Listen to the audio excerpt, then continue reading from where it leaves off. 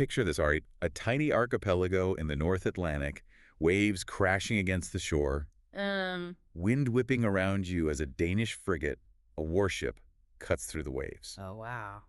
That's the scene we're sailing into today, diving headfirst into the Klaksvik strife of the 1950s. The Klaksvik strife. Yeah, and it sounds like a maritime battle, right? Yeah. But this wasn't some naval showdown. No. This was a full-blown standoff, a battle of wills, sparked by, of all things, a town doctor. A town doctor. That's fascinating. Right. You know, what always gets me about this story is how a dispute, seemingly isolated, over one doctor in a small, and I mean small, town called Klaksvik. Klaksvik in the Faroe Islands. Okay. Transformed into this national spectacle, even drawing a warship, like you said, into the fray. Yeah, and that's not an uncommon sight around the Faroe Islands, right? Well, not exactly. I mean, warship in this context. Right. It's pretty extraordinary. So how are we charting this deep dive today? Where's our compass pointing us? Well, our main source is a Danish Wikipedia article on the Klaksvik strident. Literally, the Klaksvik struggle. Klaksvik struggle. I kind of like the sound of that. It has a certain ring to it, doesn't it? Yeah, it does. It does. And I think to truly grasp the intensity of this struggle, we need to rewind a bit back to the 1950s. Yeah. The Faroe Islands at that time were under Danish governance, Right. but they had just achieved home rule.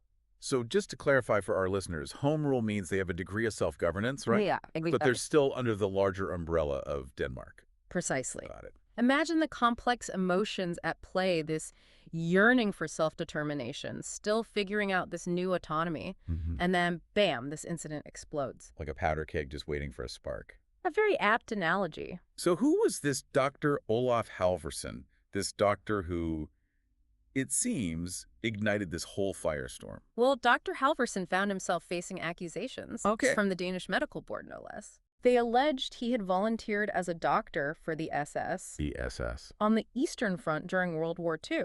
Oh, wow. And here's where it gets a bit curious, a bit strange even. Okay. While the board issued a statement of, and I quote, serious disapproval. Serious disapproval. They didn't immediately call for his dismissal or demand any other disciplinary actions against him. So they basically reprimanded him, but didn't take any concrete steps. Precisely. That's interesting. It is, isn't it? Because if they weren't pushing for his removal, why was there even a conflict to begin with? Well, that's the million-kroner question, isn't it? And I think it underscores just how complex and nuanced this whole situation really was. Right. You see, Dr. Halvorsen disputed these accusations, but he ended up being excluded from the Danish Medical Association. Excluded? Why? Because he refused to pay the costs associated with his case. So it wasn't necessarily the accusation itself, but his reaction to the process. It seems that way, yeah. Like a matter of principle, perhaps. You could say that. But wouldn't that have had pretty serious consequences for him, being barred from the medical association? Absolutely. Like what? Well, for one, this exclusion meant he was barred from practicing in Denmark. Ah, so that's how he ends up in the Faroe Islands. Exactly. He ends up in Klaksvik, this small, rather isolated coastal town. Where I imagine a doctor, no matter their past, would be a welcome addition. You would think so, right? Yeah. And in a way, they did embrace him, the people of Klaksvik. Really? The controversy swirling around him, it seemed to matter very little to them. They appreciated his care, his dedication to their community. So they saw the value he brought, regardless of the accusations. It would seem so. So then what changed? When and how did this local acceptance transform into a national standoff? Well, the tide turned, as they say, in 1955. 1955. When the Faroes and Danish authorities, in a move that probably felt like a power play to the people of Klaksvik, decided to dismiss Dr. Halvorsen. Dismiss him. But they hadn't taken that step back in Denmark, even with the accusations. You're right. It was a different time, a different context. But it seems like this wasn't just about a doctor anymore, was it? Not at all. It had evolved into something much bigger, much more symbolic.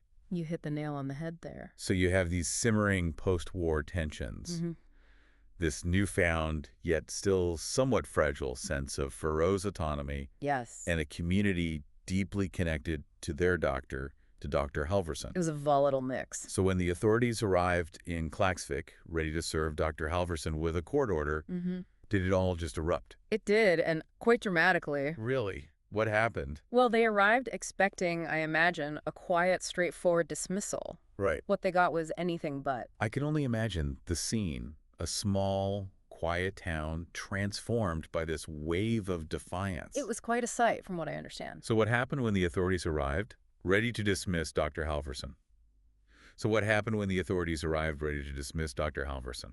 Well, picture this. Okay. Instead of a quiet dismissal, they're met by, well, a wall of people. A wall of people. The entire town, it seemed, had mobilized. An angry crowd, fueled by, I'd say, a potent mix of loyalty to Dr. Halvorsen. Yeah. And this resentment towards, well, what they saw as outside control. Right. They chased those officials right out of town. Chased them. Literally chased them through the streets. Wow, I can't even imagine. And the officials, they were forced to flee to make a hasty retreat by ship. We had to escape by sea. They did. They even cut the ropes, can you imagine, to get away quicker? That's intense. Fleeing officials cut ropes, a whole town, essentially in open rebellion. It was a powerful statement, that's for sure. Yeah, and it definitely got their point across, wouldn't you say? Oh, absolutely. Klaksvik was not going to be easily swayed. But this wasn't the end of it, was it? Things escalated even further, right? Oh yeah, this was just the beginning. Really? The people of Klaksvik, emboldened by that first act of defiance, they upped the ante. What did they do? They blockaded the harbor. They blockaded the harbor. Effectively cutting their town off from, well, any outside interference. How do you even begin to blockade a harbor, especially in a small town like that? Well, they used a ship, an old one. Okay. Some even say it was loaded with explosives. Explosives? Are you serious? That's what some accounts say, although it's hard to know for sure. Right. But regardless of whether those explosives were real or just rumored, Yeah. it was a powerful symbol, especially given the context. Right. This is post-World War II. Exactly. The memory of conflict, of occupation. It was still very raw. It was a potent reminder of what was at stake. It's a striking image, isn't it? It is. This small fishing town, dwarfed by a warship on the horizon, Yeah. yet standing their ground, unwilling to back down. David and Goliath, almost. Right, exactly. So how did the Danish government respond to such a bold move? I'm guessing they weren't too happy. Well, they couldn't ignore it, could they? No, I suppose not. This was no longer a localized dispute. This had become a national incident. The direct challenge to their authority. Exactly, and they couldn't let that stand, not with the world watching. So what did they do? They responded with a show of force. What kind of show of force? They dispatched a ship to Klaksvik, but not just any ship. What was on this ship? It was carrying 120 police officers. 120 officers. Armed, equipped, even with police dogs. For one doctor. Well, it wasn't just about one doctor anymore, was it? No, so it's not. It was about maintaining order, about asserting their authority. I mean, I get it, but still, 120 officers for a town of a few thousand.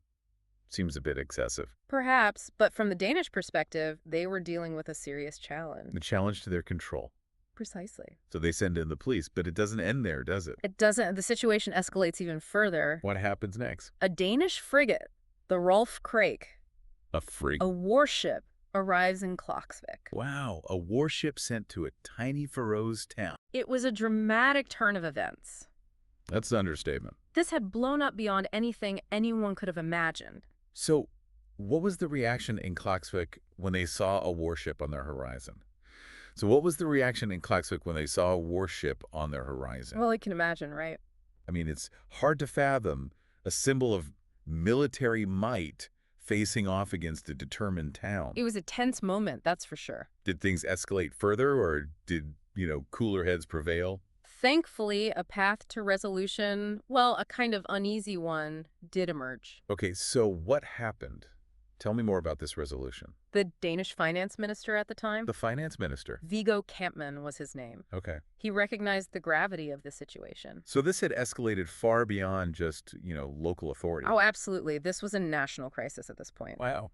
And Kampmann stepped in to negotiate. To negotiate a settlement. Exactly. So what did the settlement look like? It was a compromise, really. Aimed at, well, carefully de-escalating a situation that had become, let's say, highly symbolic. Right, symbolic of these larger tensions. Exactly. So what were the terms of the compromise? Did either side have to back down completely? It was more of a balancing act, really. Okay. As part of the agreement, Dr. Halvorsen agreed to temporarily return to Denmark. So they got him out of Klaksvik.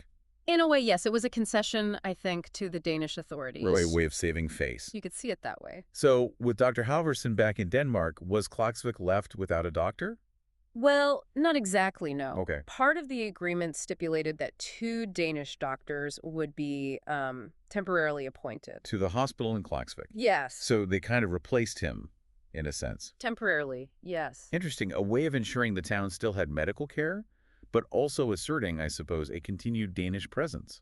It was a delicate dance, that's for sure. A delicate dance of diplomacy and, well, power.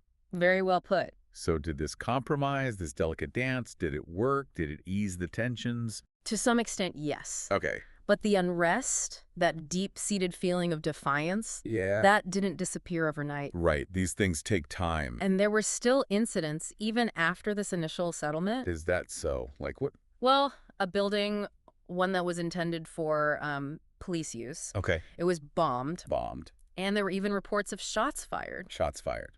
At who? At the Lagman's house. The lag. It's kind of their equivalent of a prime minister. Oh, wow. So these weren't just, symbolic acts anymore. No, these were targeted and they meant business. It seems those flames of discontent, they might have been tamped down a bit, but they were far from extinguished. Not at all. The Klaksvik strife, it had become about so much more than just one doctor or even one incident. Right. It became a symbol Exactly. of that Faroese struggle for autonomy, for self-determination. Precisely. And they were willing to fight for it, whether through harbor blockades or, well, even more drastic measures. They wanted to chart their own course, to control their own destiny. So how did this chapter in Faroese history finally come to a close? Officially, with the appointment of a new doctor in May 1956. A year later. Almost a year to the day after that initial standoff, yeah. A year of struggle, of defiance, of navigating this complex relationship with Denmark. It was a watershed moment for the Faroe Islands. It makes you think about Klaksvik today. It does, doesn't it? Like, do they still talk about this? Do they see it as this pivotal moment in their history? I would imagine so. It's hard to imagine it not having a lasting impact. It shows how these seemingly small, localized events, Yeah. they can become these crucibles of change. Absolutely. They can resonate far beyond their shores. It reminds us that history, it's not just something in a book. It's alive. It's happening around us all the time. In the places we live, the choices we make. The Klaksvik strife, it might seem like this obscure event, but it speaks to these larger truths about power. About autonomy, about the right to self-determination. And that's something I think that everyone can relate to. It's a universal story, really. It is, and it reminds us that even the smallest of places, the smallest of actions, they can have a ripple effect that's felt far beyond their immediate surroundings. The echoes of history, they're all around us if we just listen closely enough. That's a great note to end on, I think. A reminder to listen, to learn, and to appreciate the power of these often overlooked stories that shape our world. Indeed. Well, on that note, I think we'll wrap up our deep dive into the Klaksvik strife for today. Until next time. Until next time.